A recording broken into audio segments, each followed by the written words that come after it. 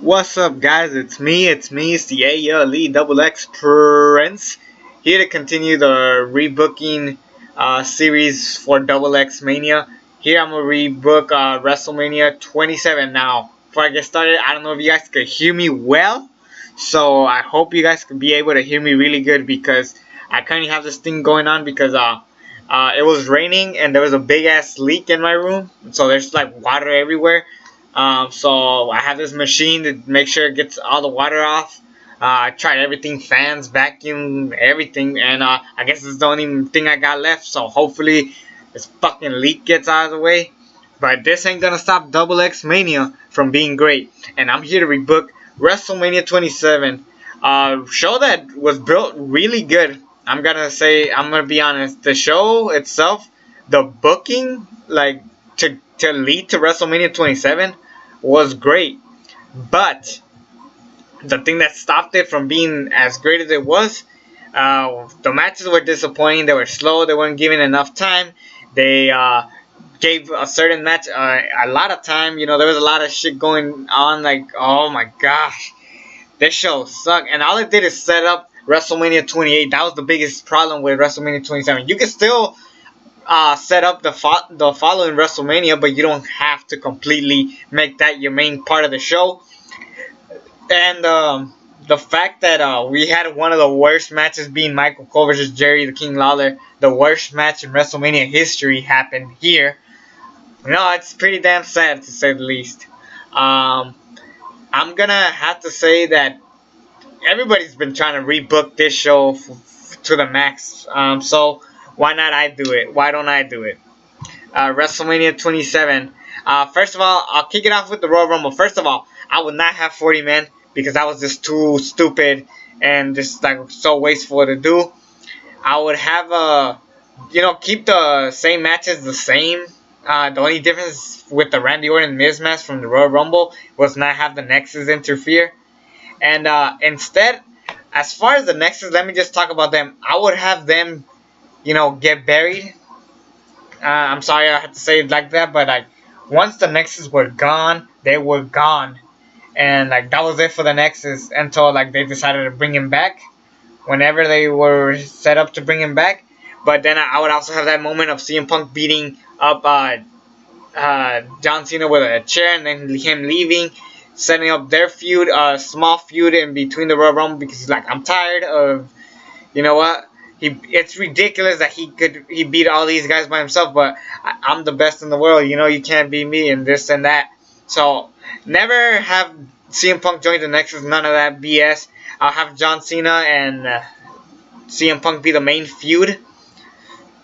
Leading inside the Royal Rumble match itself, I will have also mini feuds as they're going on. And then I would not have Alberto Del Rio win. First of all, I would have Dolph Ziggler and Randy Orton, two guys who fought for the world championship, got world championship shots, and did not win the match. I will still have them around. But who would I actually have winning the Royal Rumble, and which number would I put him on? I would actually have this guy be like number 10. No, not number 10. Number like 16 or 17. One of those two. Because I want Wade Barrett to win the Royal Rumble match and change his style. He's like, you know what, the Nexus did not work. I'm gonna do a new style. He has this like brawler type. He's basically what Baron Corbin is right now. And I will have Wade Barrett win the Royal Rumble match. It's the only way you could fix Wade Barrett at this point, having him win the Royal Rumble match. I would never have him form the core or that bullshit. I would have him basically once he got his ass whooped at TLC 2010. I would like have no showing of Wade Barrett until this match, and it will be like a huge surprise. And Wade Barrett goes on to WrestleMania to fight the WWE champion. Now, I would have this story be like CM Punk at Elimination Chamber. I would have both individual chambers matches. The World Championship one would look like this. It would be Edge, Drew McIntyre, Kane, Rey Mysterio, Alberto Del Rio, and guess Big Show, because actually he was a huge part of the whole thing, and I would have Big Show injure Kane just because I don't want anything to do with Kane at WrestleMania 27. You don't really need him, but I'll have Edge retain his world championship, and then I'll have a match set up for him later down the road, and you might know which one I'm talking about. I would have a match between CM Punk and Wade Barrett, two guys who completely hate each other. Because like CM Punk's like, you know what, you got your ass beat by John Cena and this and that, and John Cena has yet to pin me. I would still not have them have a match, just so CM Punk is like full of it, and then I'll have them have a match, and if CM Punk won the match, he would be entering the WWE World Championship picture, the WWE Championship picture. And sure enough, I would not have CM Punk win like right away. I would actually have Wade Barrett get DQ'd, like him beating the shit out of CM Punk and get DQ'd, because at this point Wade Barrett is like a brawler. So CM Punk is entering the WWE Championship picture with Wade Barrett.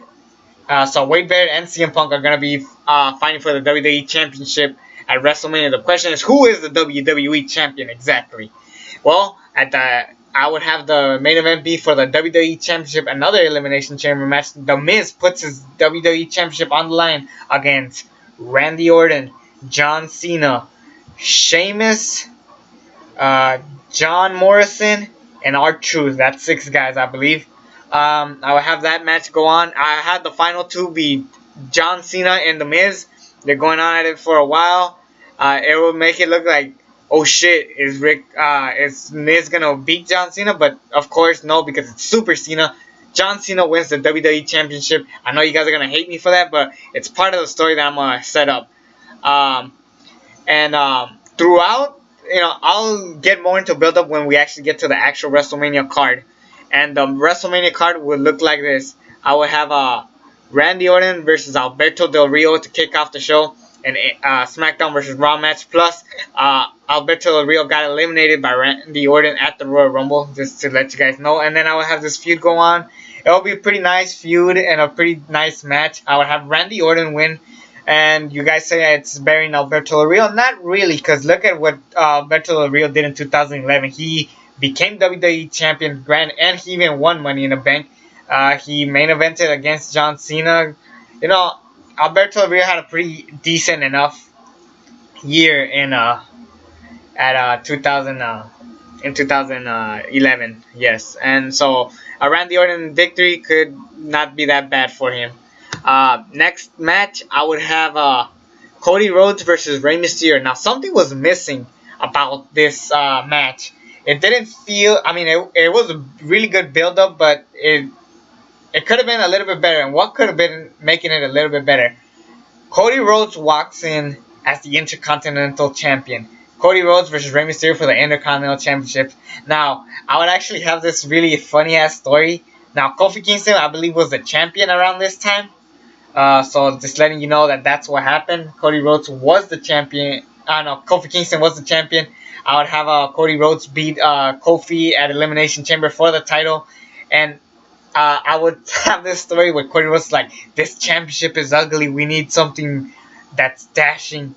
At this point, I would have Cody Rhodes have that like, I'm ugly gimmick. And then I'll have him pull out the white Intercontinental Championship that we've seen in the past. And how awesome would it be for that championship to be defended first at WrestleMania against Rey Mysterio and Cody Rhodes, and I will basically have the exact same match. Maybe make it a little bit longer just because these guys needed some more time to have a better match, and hopefully it'll be really good. And I would have Cody Rhodes go over just exactly like it was. So basically same match just for the Intercontinental Championship and a little bit more time for this match. Next match, you guys might be a bit surprised with what I am going to do. Now, I have a Big Show versus Sheamus. Yes, Big Show versus Sheamus. I actually did not want to put this match at first, but then I actually thought about it. I do not have anything for Sheamus, or should I say King Sheamus, around this time. and a big win for literally a big win for Sheamus could definitely push him to the level, and then because Big Show really doesn't need the victory, and I think it could still be a solid match. Actually, this could be like the surprise of the entire show, because if you hear Sheamus and Big Show, it doesn't sound that great, but then you actually watch the match and it's actually pretty good. Big Show saying that, oh, Sheamus is just a joke of a king and shit, and then Sheamus like, you're right, I'm not a king, I'm just Sheamus, so it will be Sheamus versus Big Show, and they've had a good match at Hell in a Cell 2012, so I'm pretty sure they can bring that match back to life. The only difference is have Sheamus go over, because Sheamus definitely needed a victory after what they've done with him. Next match, I would actually have another weird match, but well, not a weird match. This one actually makes a little bit more sense. Now, I mentioned that Edge and Dolph Ziggler would fight at Royal Rumble, and then at SmackDown 900, I would have him get a rematch, but this time Edge is with Teddy Long, and Dolph Ziggler is with Vicky Guerrero. Loser gets fired, and then Edge eventually wins that match, and then Dolph Ziggler is fired, or so we think, because he was fired from SmackDown, so they give him a contract for Monday Night Raw, and then from that point, first of all, Daniel Bryan, I remember around this time he was just going off and just beating everybody left and right, just being the unstoppable dragon that he was sort of booked to be, and then the anonymous Raw GM says, you know what, you've beaten everybody on Raw, but I've just signed a new guy for Raw, and I'm pretty sure he's going to fight you at WrestleMania, and let's see if you could actually hold that United States Championship then. So it will be Dolph Ziggler versus Daniel Bryan, a rematch that we've seen in the past, but it was a damn good rematch, you should say, and I think it will be a really good match. Hell, I don't think it will be a match of the night compared to another match I have in the show, but Daniel Bryan versus Dolph Ziggler. I would have Dolph Ziggler win the United States Championship, because I'm going to be dead honest, Daniel Bryan did not do jack shit with the United States Championship except beat a bunch of people and have some pretty good matches. If you actually think about it, Daniel Bryan, I love Daniel Bryan, obviously, one of my favorites, but he didn't really do much, and Dolph Ziggler is a heel, and it's going to be a great way to push him. Next match, I would have, this is the 5th match on the show, Undertaker versus Triple H, no holds barred. Basically, keep the same story, keep the same everything, because this was a damn good match. I know we couldn't get Sting and Undertaker, but at this point, I care less what the hell people think. So, Sting, Undertaker, even though it was probably not going to happen, we got Triple H and Taker, and it's basically the same match. Really good. So, there's that. And next, at this point, there's 5 matches. I got 4 more left, and the crowd's gonna be dead for the other main event. So for the next match, I would actually have a tag team championship match. First of all, even though I mentioned that the Nexus were disbanded, I would actually have Heath Slater and Justin Gabriel go to SmackDown, be a dominant team, and then on Elimination Chamber they beat Santino and Kozlov for the titles. And then I would have them not defend them against Santino and Kozlov. They could just have a random rematch somewhere in the show, and then they could do some backstage segments, whatever. And then Heath Slater and Justin Gabriel put their championships on the line against John Morrison and R-Truth. Basically, the story would be Morrison and Truth's second chance to being champions at Mania. Because if you guys remember, in WrestleMania 26, they took on Miz and Big Show for the titles. This time they get to take on Heath Slater and Justin Gabriel. Oh shit. Hold on. Sorry about that. I thought that shit burned. I got scared. Anyways, Heath Slater, Justin Gabriel versus John Morrison and R-Truth. This could probably be a decent enough match. Not the best match, but a decent nonetheless. And actually, I would have John Morrison do that I forgot the name of that kick where it's like a springboard kick. It's like when he jumps on the rope and then he kicks you and shit. I will have like one of the guys move and then hit R-Truth on accident, and then they push John Morrison out of the way, and then they steal a victory, and then this would eventually lead to the R-Truth heel turn that we eventually got. And that would be a great moment for WrestleMania. Push R-Truth, and definitely don't fuck him up. Obviously, R-Truth is not a WWE champion material, but he was definitely a mid-card champion material. And it's pretty sad where he is now, but I would definitely have R-Truth turn heel after this. Next up, for the WWE Championship. Yes, I have a WWE Championship match coming up next, so you guys are probably wondering, what the hell is the main event going to be? I got you guys. But anyways, for the WWE Championship, I will have a Fatal 4-Way Elimination match because with John Cena, The Miz, Wade Barrett, and CM Punk.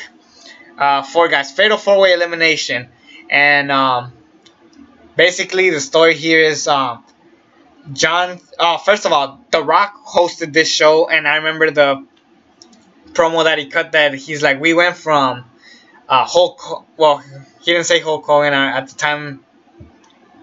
At the time, Hulk Hogan wasn't like appreciated by what's it called, WWE, because he was in TNA. I'm spaced out, but he's like, we went from Stone Cold to The Rock to John Cena. What? Why John Cena?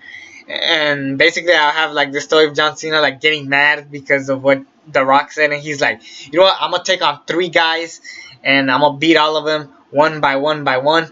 And the same story with like whole Wade Barrett versus CM Punk. Actually, now that I think about it, all 3 of these guys are heels, so that would definitely push John Cena to like be like, oh shit, can he fucking lose? And also, I would have The Miz have a story where he's like tired of how Alex Riley is being like kind of like the guy who's like fucking him up. CM Punk definitely is tired of just sitting on commentary. He wants to actually fight. And Wade Barrett, of course, he won the Royal Rumble. Also, Miz wants his rematch. So everything culminates in this match from Raw. Like, I remember in 2010, besides CM Punk, because he was a Raw commentator, these 3 guys were like the most over thing going on. Nexus and The Miz. And of course, John Cena was a huge thing in the Nexus storyline, which sucked. But basically, the match, like I said, it's a Fatal 4-Way Elimination match. I'll have all of them fight, have a little brawl. And then I'll have Alex Riley try to help The Miz, but he screws him over by accident. And then CM Punk hits the GTS on The Miz. John Cena hits an AA on Alex Riley. Miz is eliminated, setting up a feud for Alex Riley and The Miz later down on the road. So then we're stuck with Wade Barrett, CM Punk, and John Cena. These 2 guys go at it for a while. It gets to the point that CM Punk and John Cena have to team up to take on Wade Barrett because he's become this dominant guy. And eventually, I will have John Cena pin Wade Barrett. And then it leads to a mini match between CM Punk and John Cena. The last 2 standing. Who the hell is going to win? Oh, shit. And I will have that finish from Night of Champions where John Cena gives a suplex to CM Punk. And it's a draw. And I will have The Rock come out, say like, you know what? This is WrestleMania. We're not going to end this match like this. We're going to restart with these 2 competitors. They're going to continue because we need a legit winner. And then I'll have Rock get a rock bottom on John Cena. CM Punk steals the victory, and CM Punk is a WWE champion. And then from there we set up Rock and Cena for next year. Also, I'll have the story of how CM Punk, his contract's about to expire, and he tends to hold the WWE championship until his contract expires. So there could be that story. Eventually, I will have the rematch for CM Punk and John Cena fight at Money in the Bank. They don't have to rush it to Extreme Rules. They could actually do other shit with CM Punk. Maybe push other guys like actually, I don't mind seeing like Daniel Bryan versus CM Punk around this time. At this point, he's done a lot. They could do a lot of things with CM Punk between WrestleMania and Money in the Bank before we get the big John Cena CM Punk match. So basically, in order to make this work, I'll have like when they build up Cena and The Rock, I would have John Cena be out of TV for a while. He's like throughout the months they show him working out because he's ready to take on The Rock. But then as he sees that CM Punk is trying to leave with the WWE title, John Cena comes back and says, you know what, I'm going to take that title away from you and this and that. And then now we have that big Money in the Bank match. So I'm already planning ahead of what the hell I'm going to do with CM Punk and John Cena. So that's good. And then next up, I will have because I hope you guys like that idea. First of all, I hope you guys like that idea. But then I will have another match just to fill up time and shit. And that will be Eve Torres versus Natalya, with Natalya being a heel, and this is for the Divas Championship. Basically, the story here is Eve Torres stole Natalya's championship, because I remember the original match was Late Cool versus Natalya, but instead they made it a fatal 4-way, adding Eve Torres, and she stole the Divas Championship from Natalya. They start a feud. That would be really good-ish, because at this point the Divas division wasn't really respected, but I'm pretty sure they could still pull off a decent enough match to say that. And well, guys, we got to the main event. What the hell did I make the main event? If it ain't that big fatal 4-way match, if it ain't Taker or Triple H, what the hell did I choose to be the main event for WrestleMania 27? Well, that match for the World Heavyweight Championship, I would have Edge put his championship on the line against Christian.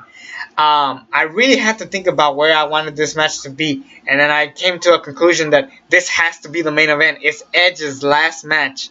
And what better way to go out than him main eventing WrestleMania against his best friend Christian. Christian comes back from injury, and then he gets a title shot because he earned the title shot. And then I'll have Christian be like, this big story with Edge and Christian, can they really be friends after the World Championship and this and that?